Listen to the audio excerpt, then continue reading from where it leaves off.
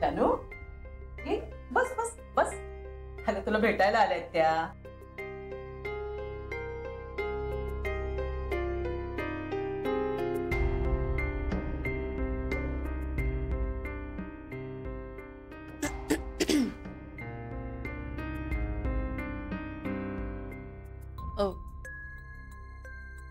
जान्हवी, आम्ही तुला भेटायला आलोय कारण मला कल्पना आहे कावेरी मॅडम.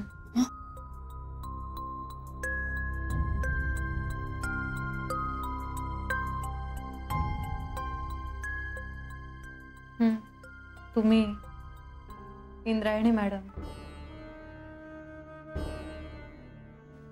खरं तर तुम्ही सगळ्याच जणी इथे का आलायत याची कल्पना आहे मला. तुम्ही काय घेणार? मी चहा करू तुमच्या सगळ्यांसाठी? अगं मी विचारलं त्यांना आल्या आल्याच, त्या नको म्हणाल्या.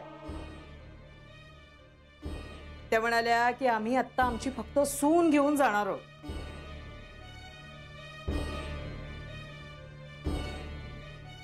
मिस्टर गोखलेंनी पाठवलंय का तुम्हाला?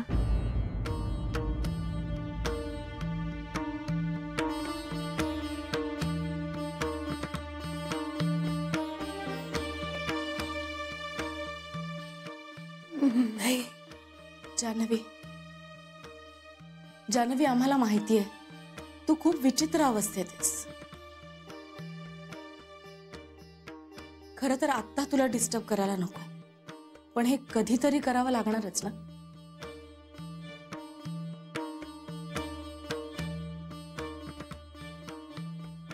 म्हणून आलोय आम्ही. राहता राहिला प्रश्न श्रीने आम्हाला सांगितलं का?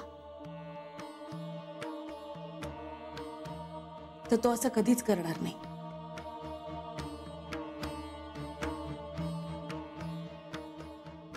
आयांच्या खांद्यावर बंदूक ठेवून गोळी झाडण्या इतका भ्याड नाहीये तो.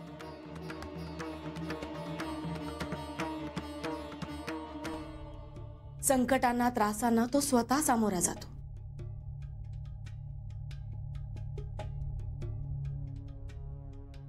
आम्हाला सगळ्यांना वाटलं, आमची इच्छा होती म्हणून आम्ही इथे आलो, कारण तुझ्याशी बोलण्याची आम्हाला गरज वाटली. जान्हवी, श्रीनं आम्हाला सगळं सांगितलंय बाळा. तू थोडी नाराज झाली आहेस त्याच्यावर.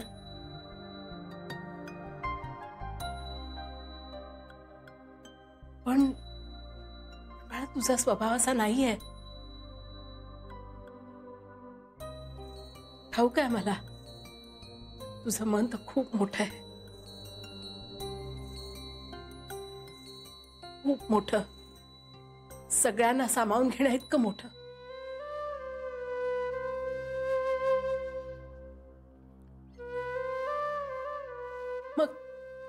मग तुझ्यावर जीवापाड प्रेम करणाऱ्या आमच्या लेकराला का दूर लोटतेस का? जान्हवी, अगं स्वेच्छेने लग्न केलंयस तू त्याच्याशी. झाला ऍक्सिडेंट, नाही आठवत आहे तुला? अगं पण लग्नाच्या गाठी या वर बांधलेल्या असतात.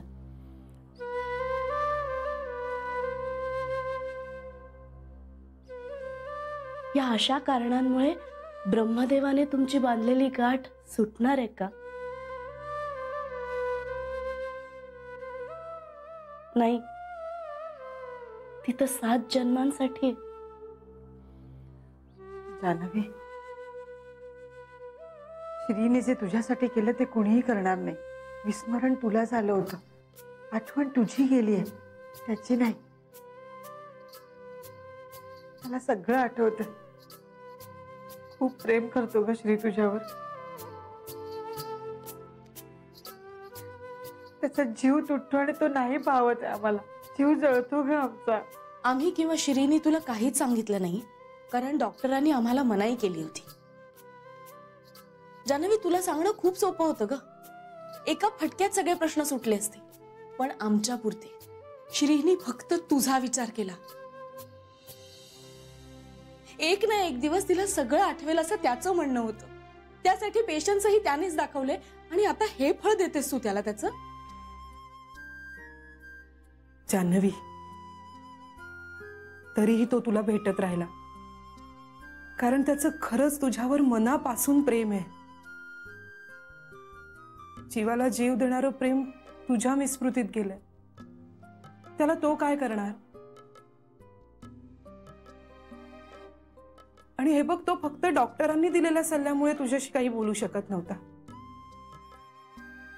मग त्याने काय करायला हवं होतं? हातावर हात धरून बसून राहायला हवं होतं, की डॉक्टरांचं म्हणणं धुडकावून तुला सगळं खरं सांगायला हवं होतं? पण त्याने तुला त्रास झाला असता. तुझ्या काळजीपोटी तो काही बोलला नाही. तो काय, आम्ही कुणीच काही बोललो नाही. जान्हवी, आमचा सगळ्यांचा खूप जीव आहे ग तुझ्यावर. तुझी सतत आठवण येते आम्हाला. आमचं तुझ्याशी असलेलं नातं सांगता येत नव्हतं, म्हणून वेगवेगळी कारणं काढून तुला भेटायला येत होतो आम्ही. तू आमच्या कुटुंबाचा भाग आहेस, म्हणून तुला भेटणं खूप महत्वाचं होतं आमच्यासाठी. होय बाळा, या सगळ्या म्हणतायत त्यातलं अक्षर आणि अक्षर खरं आहे. अगं, या सगळ्यांनी आईपेक्षाही जास्त माया केली तुझ्यावर. श्रीरंग तर काय देव माणूसच आहेत. तुला आठवेल ना, तेव्हा पटेल बघ सगळं. पण तू घरी ये बाळा. आम्हाला तू हवी आहेस ग. जान्हवी, हे तुझं माहेर आहे आणि लग्नानंतर मुलीचं खरं घर तिचं सासर असतं. जान्हवी, तुला भेटून आम्ही चूक केली आहे असं जर तुला वाटत असेल तर खरंच आम्हाला माफ कर. पण तुला भेटणं एवढाच हेतू होता आमचा. दुसरा काय असू शकतो? प्लीज आपल्याला घरी परत जाऊ जान्हवी.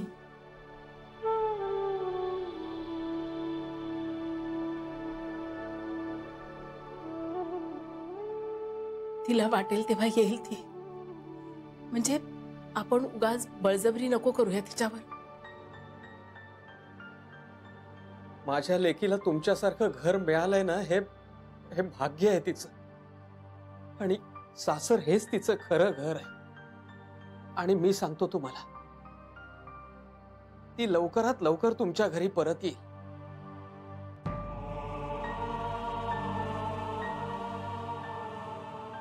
जान्हवी, तू नक्की ये. आम्ही तुझी वाट बघतोय.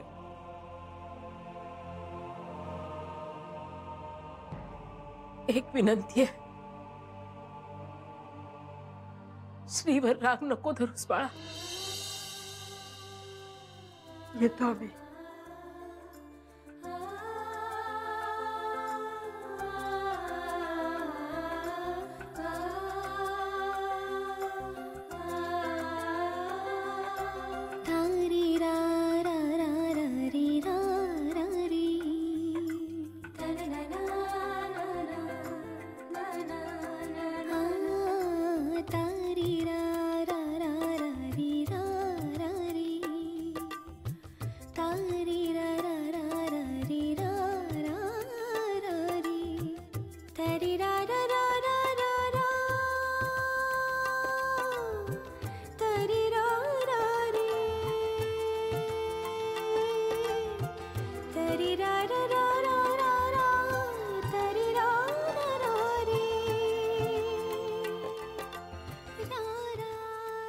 देवाच्या कृपेने तुला सगळं लवकर आठवू दे.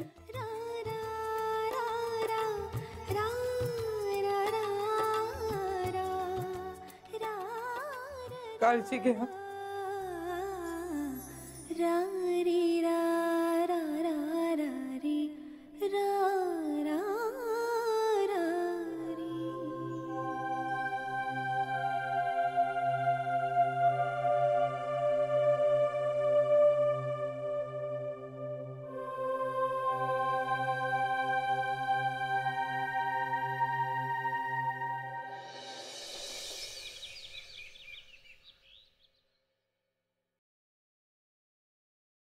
किती काम करतोय सरे? ठेवते बाजूला आधी.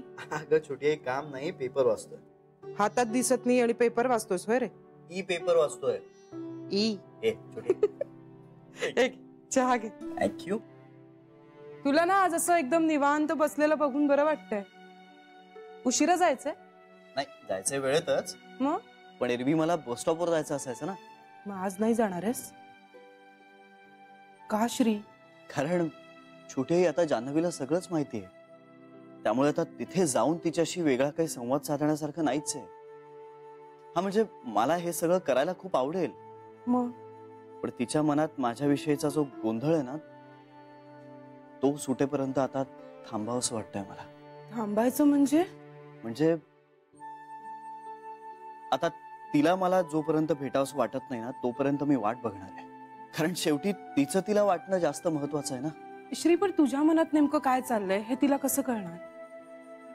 तू काही वेगळ्याच कारणाने तिला भेटत नाहीयेस असा प्रश्न तिच्या मनात निर्माण झाला तर मग माहित नाही, पण छोटी आई आत्ता तिला मला भेटून त्रास होतोय हे दिसतंय मला, आणि मला तिला कुठलाच त्रास द्यायचा नाहीये. त्यामुळे आता जोपर्यंत तिला मला भेटावंसं वाटत नाही ना, तोपर्यंत मी तिला भेटणार नाही.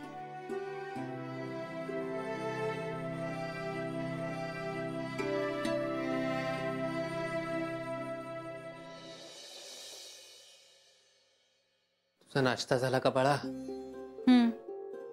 विटॅमिनची गोळी घेतली.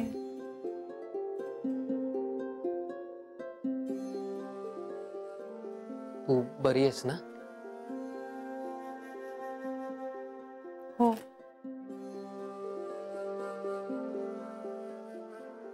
आई कुठे गेली? दूध आणायला गेली.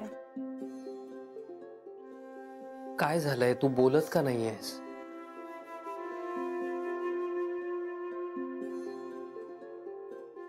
काहीच नाही. रात्री तू नीट झोपली देखील नाहीयेस. चुळबुळ सुरू होती, कळत होतं मला.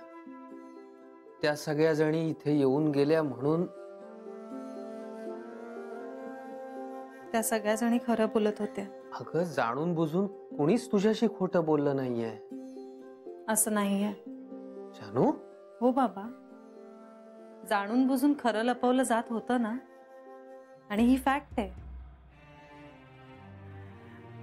तरीही त्या सगळ्या जणी खरं बोलत होत्या, खूप मनापासून बोलत होत्या, हे जाणवत होतं मला.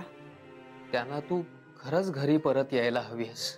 कशी बाबा, कशी जाऊ मी? मला काहीच आठवत नाहीये. त्यामुळे हे सगळे ना फक्त शब्द आहेत माझ्यासाठी. यातल्या घटना आठवतच नाहीयेत मला. ना माझं लग्न, ना त्याचे विधी, ना ते संस्कार. आणि या सगळ्यामुळे काय होतंय ना, ते घर, ती माणसं मला खूप परकी वाटतायत.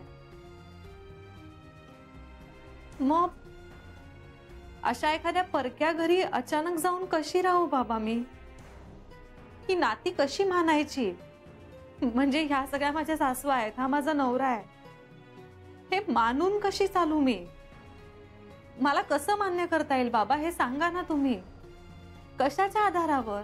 विश्वासाच्या आधारावर. कसला विश्वास बाबा? त्या विश्वासाचीही आठवण नाहीये मला. पण विश्वास नाहीये असं तर नाहीये ना बाळा. हे बघ, हे मधलं सगळं तू विसरलीस. त्यामध्ये तुझी काहीच चूक नाहीये. खरं तर कुणाचीच चूक नाहीये, पण त्या सगळ्याची खूप मोठी शिक्षा भोगतंय हे कुटुंब. आणि माझं व्यक्तिशः असं मत आहे की एक जबाबदार मुलगी, एक जबाबदार सून म्हणून तू त्या घरी राहायला जावंस. बाबा हे बघ बाळा, हे सगळं जोपर्यंत तुला ठाऊक नव्हतं ना, तोपर्यंत तुला हे सांगण्याचा प्रश्नच नव्हता. म्हणजे ती जबरदस्ती झाली असती. पण आता हे सगळं तुला कळलंय की नाही? हं? मग तू सारासार विचार करायला हवास ना. म्हणजे मी फक्त विनंती करू शकतो. बाबा प्लीज, तुम्ही विनंती नका ना हो करू. पण बाबा, मला ना खूप अवघडल्यासारखं वाटेल हो तिथे.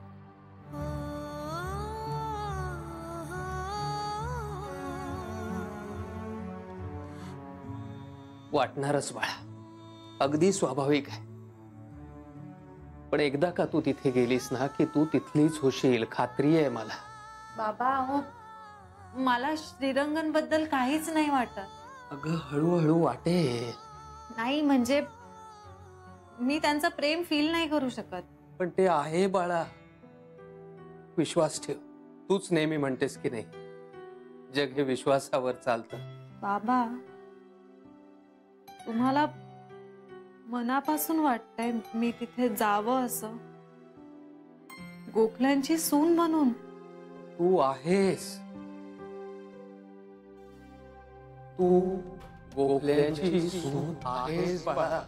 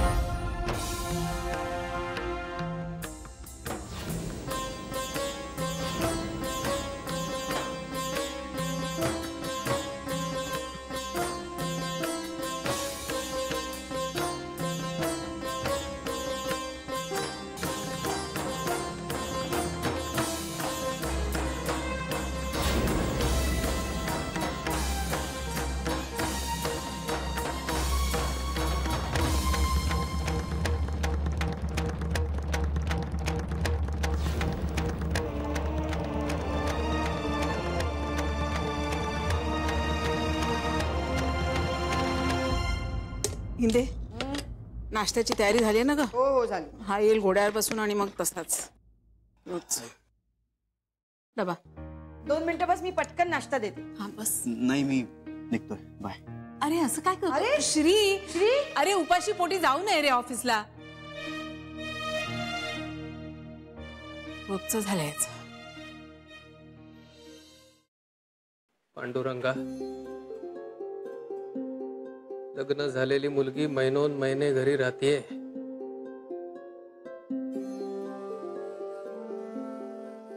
मनाचं ओझ आहे रे बाबा माझ्या मनावर. बाप आहे, तिला तिच्या घरी सुखाने नांदताना बघणं यापेक्षा आणखी काय मोठा आनंद असू शकतो माझ्यासाठी.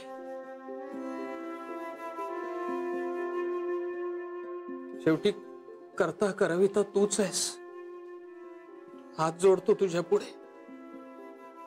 तू माझ्या पदरात जे काही टाकलंस ना त्याबद्दल माझी अजिबात तक्रार नाही, पण माझ्या लेकीच्या पदरात हे असलं अर्धवट संसार सुख टाकू नकोस.